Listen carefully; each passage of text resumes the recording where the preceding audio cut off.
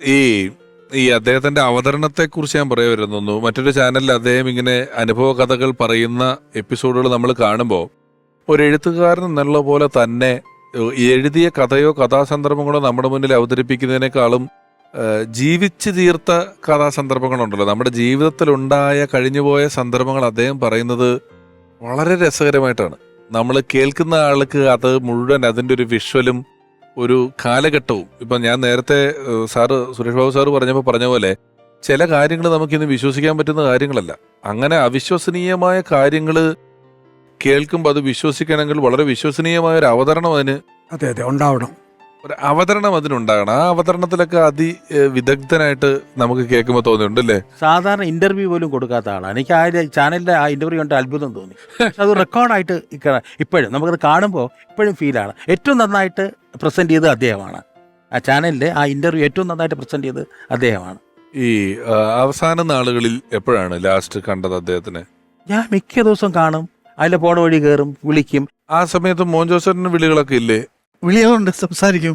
പുള്ളി അങ്ങനെ നിരാശനൊന്നും ആയിരുന്നില്ല ഒരു കാര്യത്തിലും. അങ്ങനെ പടമില്ലാണ്ട് ഒന്നും. ഈ സ്ക്രിപ്റ്റ് ഞാൻ എഴുതി കൊടുത്തിട്ടുണ്ട്.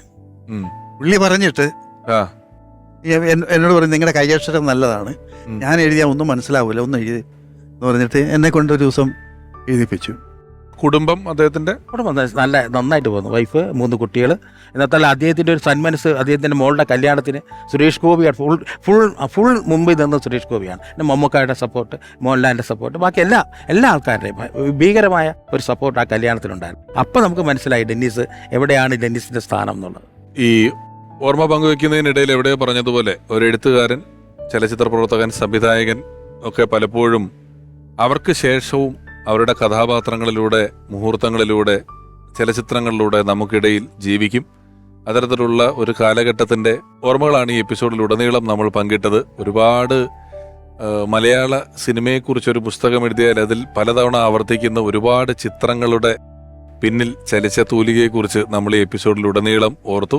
ജോസേട്ട, ദേവേട്ട, സുരേഷ് ബാബു ചേട്ട, തിരുമേനി സാർ, നമ്മളൊരു ആൽബം സൈൻ ചെയ്യുന്ന ഒരു ചടങ്ങ് കൂടെ ഉണ്ട്. അതിലേക്ക് കിടക്കാം.